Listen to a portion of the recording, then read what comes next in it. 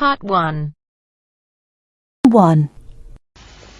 You're going to hear a conversation between a student and an academic advisor. First, you have some time to look at questions 1 to 4.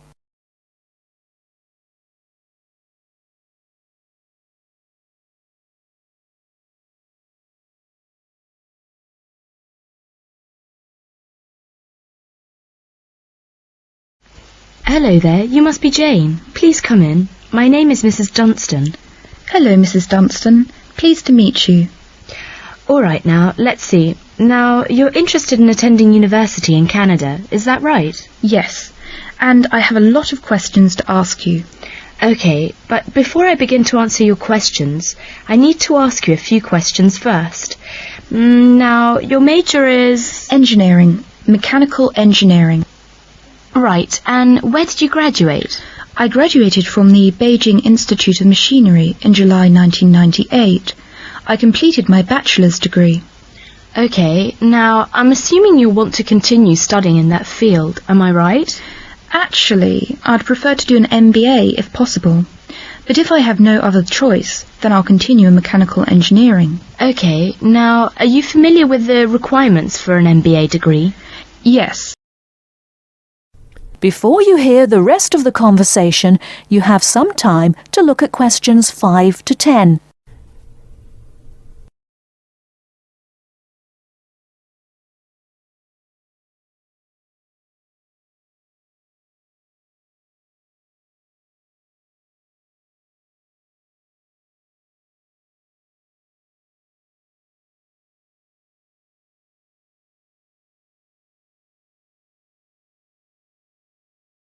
Now listen and answer questions 5 to 10.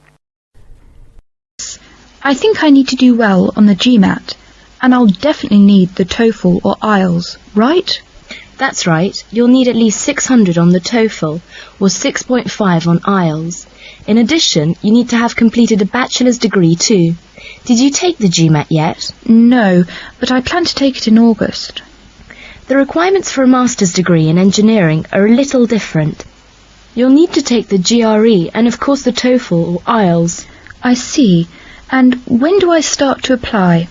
The best time to start the application process is in November or December of the year prior to your intended year of study.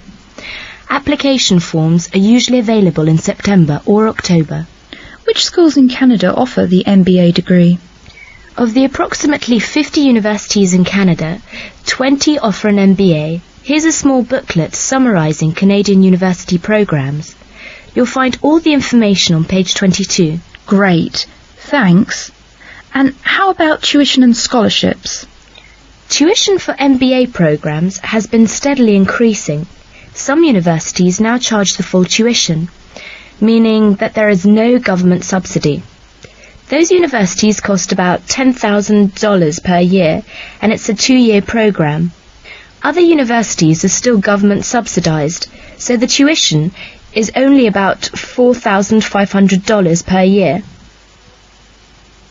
In terms of scholarships, usually the top 5 students entering the MBA programme are given a generous scholarship. All other students have to pay the full fees. International students have to pay the full tuition, that's $10,000 per year. Oh, is it very difficult to get into an MBA programme? Yes, in fact, the competition is very strong. MBA graduates have a pretty easy time finding a job, so many students are eager to do the programme thinking it will guarantee them success in their careers. Well, it sure does sound like an excellent way to start a promising future. What is the school year like? Classes begin in September each year and finish before Christmas. They resume after New Year and finish at the end of April. And after April? Why, that's your summer holiday. Sounds great. I want to thank you, Mrs. Dunstan, for all your help. I really do appreciate it. You're very welcome. And if you have any other questions, please feel free to contact me. You know my number, right? I sure do. Thanks very much. Goodbye.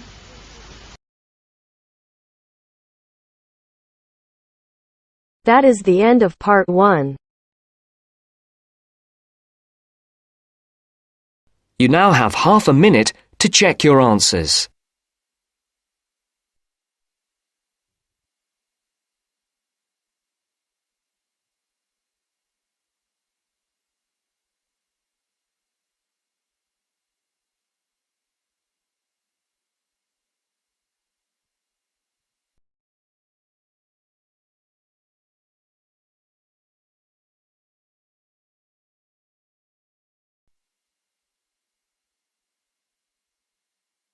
Now turns to Part 2.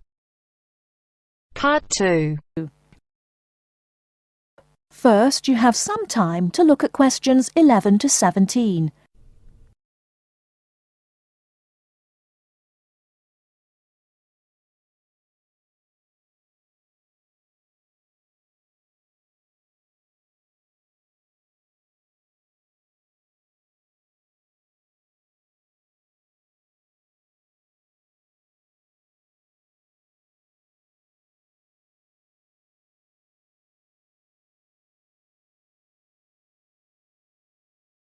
Now, listen carefully and answer questions 11 to 17.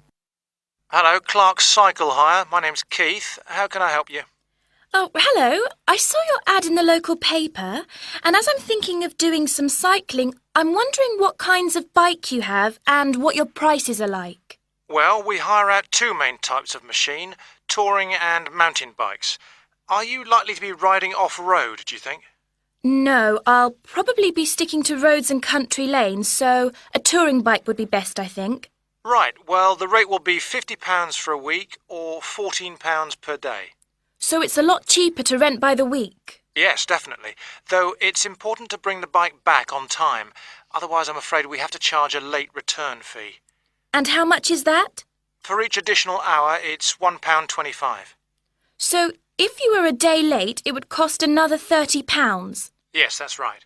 I'd make sure I didn't do that then. I should also point out there's a deposit which you get back when you return the bicycle. In good condition, of course. On touring models, it's £60. Is there anything else I'd have to pay? No, that's it. Though if you're planning to ride fairly long distances, you might like to have one or two accessories. Such as? Well, for another £5, we can supply lightweight bags, either panniers or the handlebar sort. It's amazing how much they can carry, and the way they're designed means they don't get in the way when you're riding. Well, I'll see. But what about essential things like a pump and a repair kit? I wouldn't have to pay extra for those, would I? No, there's no charge for things like that. Or for a lock. It's a good strong one too. Just make sure you don't lose the key. That reminds me, what about insurance? What happens if someone steals the bike, in spite of the wonderful lock? Didn't I mention that?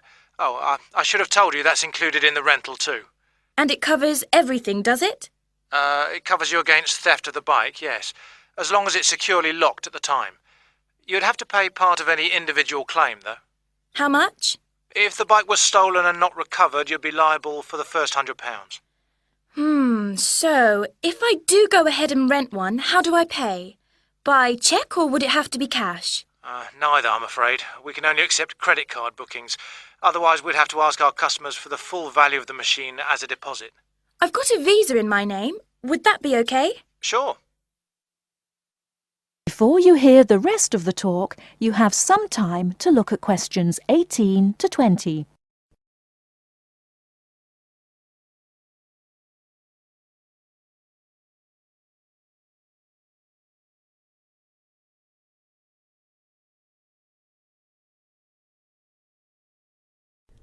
Now listen and answer questions 18 to 20.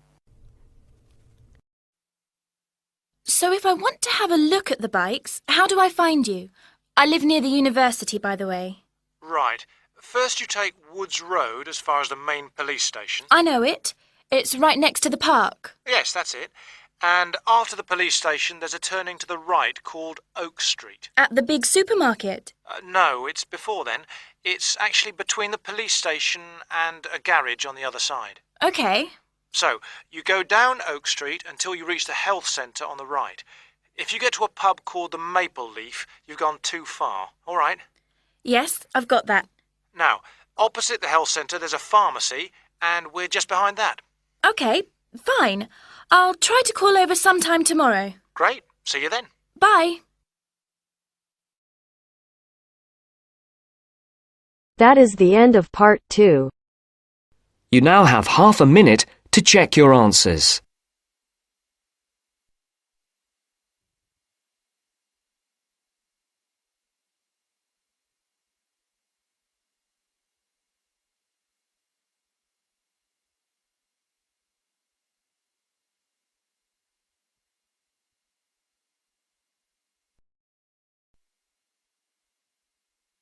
Now turns to part 3. Part 3. You'll hear an interview on job application. First, you have some time to look at questions 21 to 25.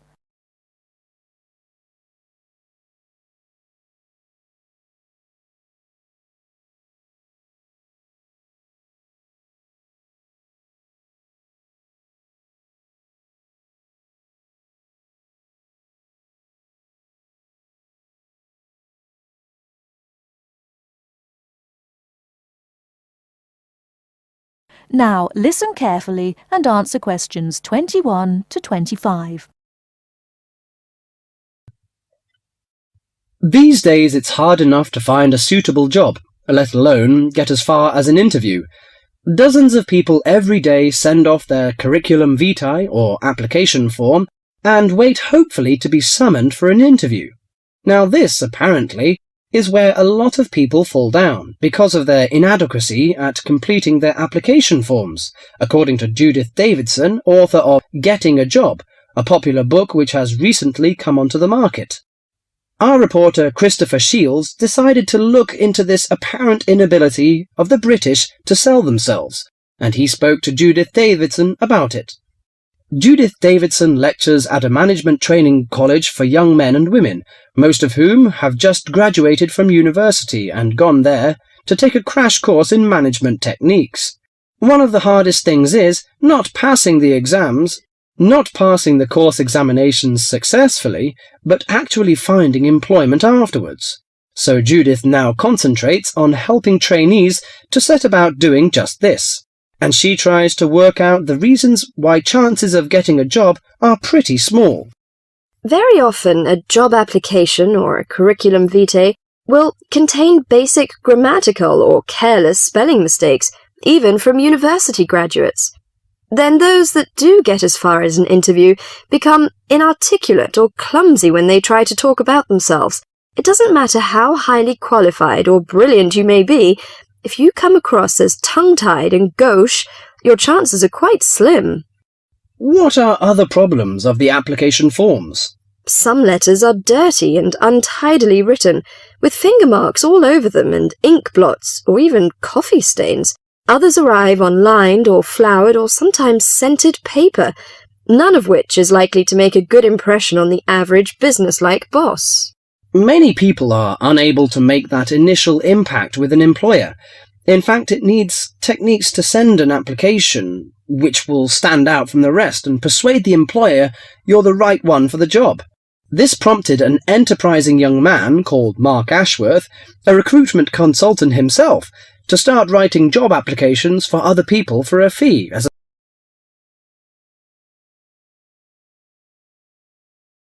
Before you hear the rest of the talk, you have some time to look at questions 26 to 30.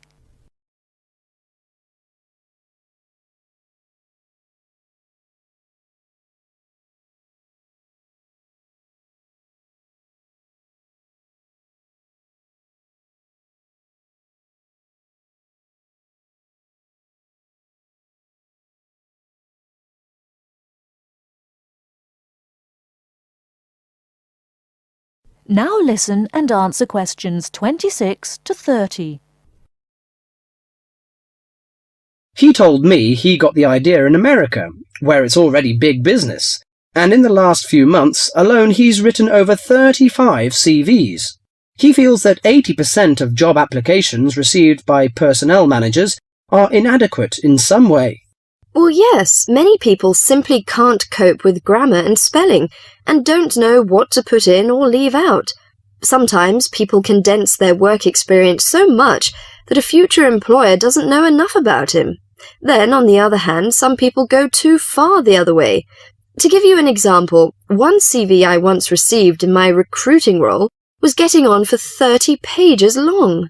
Mark has an initial interview with all his clients in which he tries to make them think about their motivation. He can often exploit these experiences in the CV he writes for them and shows that they have been valuable preparation for the job now sought. He also believes that well-prepared job history and a good letter of application are absolutely essential. Among the most important aspects of applications are spelling, correct grammar, content, and layout. A new boss will probably also be impressed with a good reference or a letter of commendation written by a former employer. The type of CV I aim to produce depends largely on the kind of job being applied for. They don't always have to be slick or highly sophisticated, but in certain cases this does help. Judith Davidson thought very much along the same lines as Mark. In her opinion, one of the most important aspects of job applications was that they should be easy to read. Many applicants send in letters and forms which are virtually unreadable. The essence of handwritten application is that they should be neat, legible, and the spelling should be accurate. I stress handwritten because most employers want a sample of their future employees' writing. Many believe this gives some indication of the character of the person who wrote it. Some people forget vital things like putting their own address or the date. Others fail to do what's required of them by a job advertisement. Judith believes that job seekers should always send an accompanying letter along with their application forms, stating clearly why their qualifications make them suitable for the vacancy. Personal details have no place in letters of application. I well remember hearing about one such letter which stated, quite bluntly, "I need more money to pay for my flat." No boss would be impressed by such directness. She added that the art of applying for jobs successfully was having to be learnt by more and more people these days, with the current unemployment situation. With as many as 200 or 300 people applying for one vacancy, a boss would want to see only a small fraction of that number in person for an interview. So your application had to really outshine all the others to get you on the shortlist.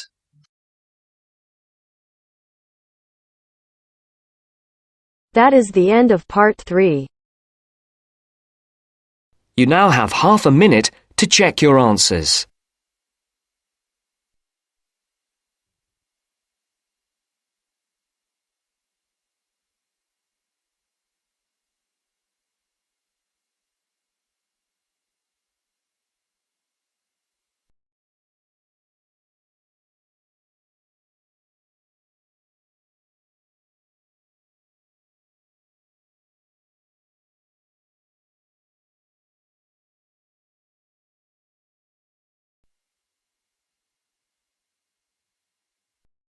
Now turns to part 4. Part 4.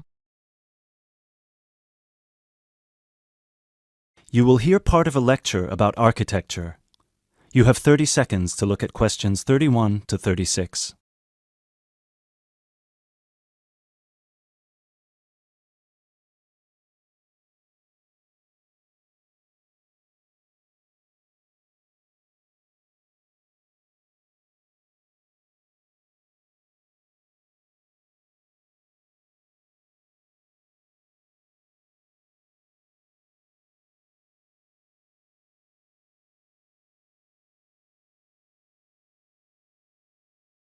During today's seminar, we will be looking at English Gothic architecture and its origins with a specific case study of Wells Cathedral in England.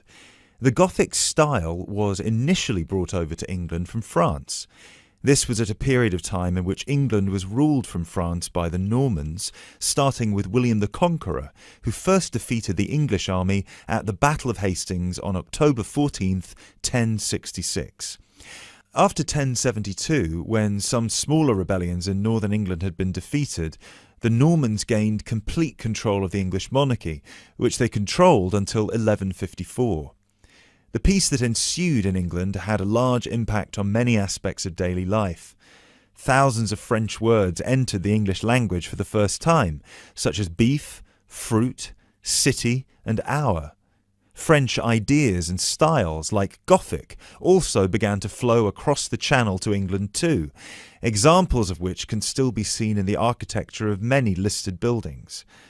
A listed building is one that is protected from alteration or demolition because of its historical or stylistic importance. One such building is Wells Cathedral. Construction on Wells Cathedral began in 1175, at a time when Gothic architecture as a style was in its infancy. As a result, it is one of the first entirely Gothic buildings ever constructed. From the first design to the date it was completed in 1490, Gothic architecture flourished in England. Therefore, later additions to the building were still influenced by this Gothic style, rather than by later architectural styles such as Tudor architecture. Older cathedrals in England would have initially been influenced by Romanesque architecture, alternatively known as Norman architecture in England. As the former name suggests, Romanesque was a building style based on the skills passed on to various areas of Europe by the Romans. When the Western Roman Empire collapsed in the 5th century, these methods were retained by Rome's former colonies and developed further. One such Roman gift to the Romanesque architects was the round arch, also known as the true arch.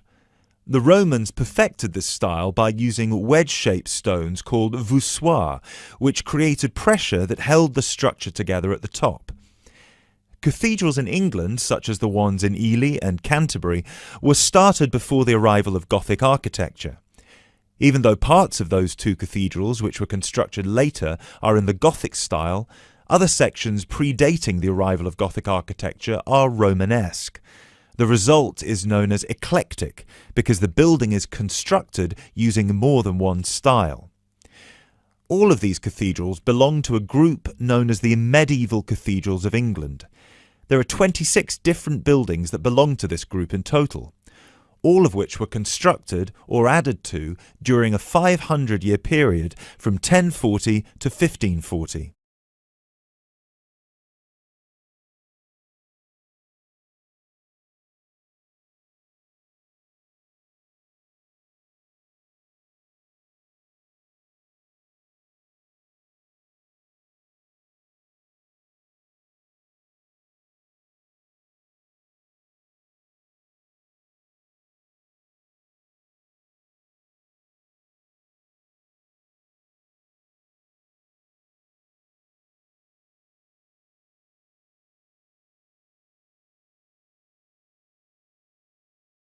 The transition from Romanesque to Gothic began in 1144 at the Abbey Church of Saint-Denis on the edge of Paris. It was here that a Benedictine abbot by the name of Suger had just completed his plan to rebuild the Basilica of Saint-Denis in a new style through which he believed the dull mind rises to truth through that which is material.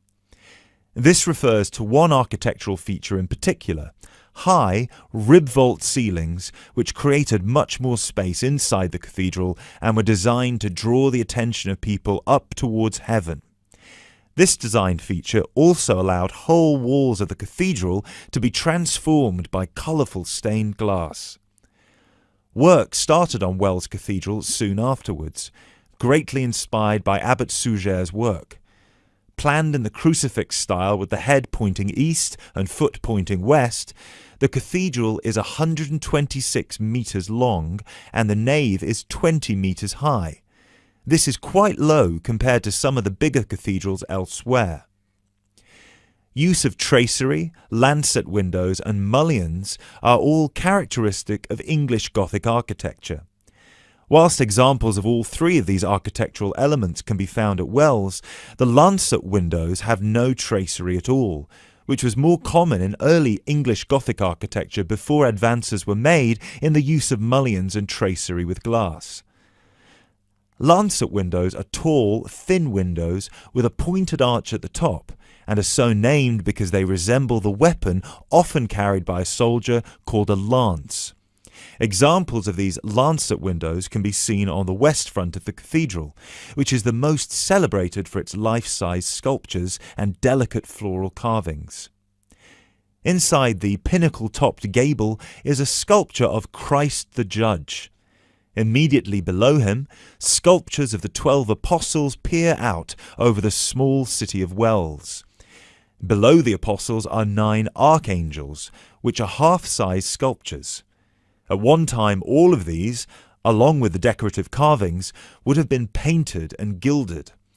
However, today, all the paint has worn away and the sculptures are the colour of the oolite sedimentary stone used to construct the cathedral. It is remarkable to think that more than 800 years ago, such magnificent buildings were created without the use of large cranes and modern technology. It would have taken much longer, but it is possible to see the high level of craftsmanship and attention to detail that is less common in the modern day.